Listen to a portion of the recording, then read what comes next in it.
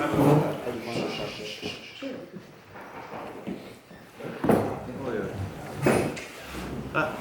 evening, Rabbi. Thank you, Rosh Hashanah, for this opportunity. This week's parsha, we find Avram Avinu.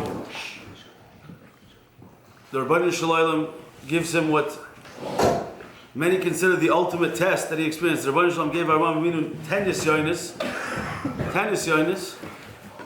and according to most Rishonim, the final nisayon, the ultimate nisayon, was the nisayon of the Akedah.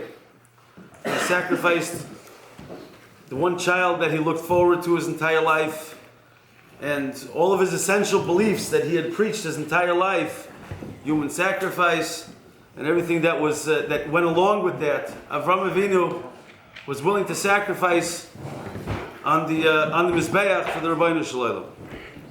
But the emes is, there are some Rishonim that suggest that the final Nisayon was not the Akedah this week's parsha, but rather it was the beginning of next week's parsha.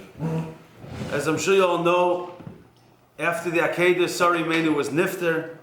Avram Avinu comes home, and the last thing he expected was to come home and there's no Akeres Abayis. Sari Meinu is gone, so he needs to find her Makam Kvura, and he goes to Bnei Ches, to Ephron, to find a Makam Kvura. And first Ephron acts like his best friend. Then you and me, what's a couple dollars? Don't worry. Take what you need, take what you want. And then slowly but surely he handled him and he haggled him until, he needed him to pay top dollar. Which is quite annoying, there's no question. It was quite annoying, but how is it that the Rishonim feel that this nisayon of the purchase, the buying of Maras Machpelah, was Megala something where Avram Avinu was an avoida and his Amunah B'tachon the Rebbeinu Shalom more than the Akedah itself? This was an annoyance. What did it tell us about Avram that we didn't know beforehand? As a matter of fact, the pasuk says, "Ki ati yadati ki yirei l'kimata." After the Akedah, HaKadosh Baruch Hu says, now I know after an entire life that Yatake Yor Shemayim. So what was there left to prove? So I heard many times from Rabbi, Cheskel Shraga Weinfeld Shlita, Yeshiva's uncle, Shalai Merakoidish. The Yisod Advarim is that I apologize if I don't say it over correctly, but the way I understand it, the Yisod Advarim is that there are many people that are willing to sacrifice b'moisa nefesh for that one moment, for that one headline, for that one great mesiras nefesh that the moment calls for, that the Rabbi Shalom calls for. To put everything on the line in the moment for the Rabbi Shalom, something that Yidden have been doing throughout many, many, many generations. But what happened with the Akedah? Avram Avinu comes home, after the Akedah, Avram Avinu comes home, and what did he have to deal with? He had to deal with something very, very, very annoying. Simply annoying. Simple, annoying, but simple. You'd think he wants to be Masabal and Sarah. This is not a time he's looking for someone to sit there poking him in the side. And what was Ephron doing, Sachakol? He was just being annoying. And to be able to be soivel that, here Avram Avinu had been promised Eretz Yisrael, the land belonged to him. So he could have come to Rabbi Shalom and says, you're putting me through this, it's my land already. But no, he accepted with graciousness. He tolerated Ephron, he didn't complain. The Rabbi Shalom wants him to deal with it, so he'll deal with that too. There are many people that can live up to the moment in a big moment. But the yom-yomi, the day-to-day little annoyances, they don't necessarily handle as well. The same type of Yesod, Rav Ruderman says, we find in the beginning of Sefer Shmois, by the Miyaldes. The Gemara, the pasuk tells us Shifra and Pua. The Gemara tells us why were they called Shifra and Pua? Shifra Hashem Shaperes is Avlad.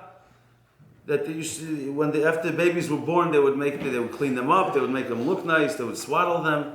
And Pua Shayapoyer Leflad, she would coo to the baby, she would make calming noises to the baby.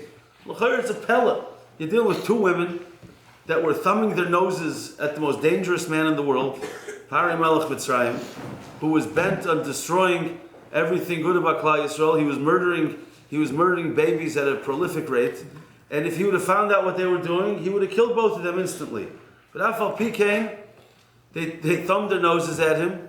But no, when the Torah needs to tell us what is their essence, who are these people? Shifra and Pua. They were very dedicated nurses that took care of the babies. L'chayr, it's a pella. That's what we talk about. Rav Ruderman said the same Yesod.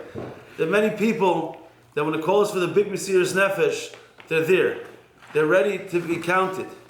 But do they have time for every single baby to stop, pay attention, make sure that they're diapered properly, cleaned properly, taken care of properly? Not so pashut.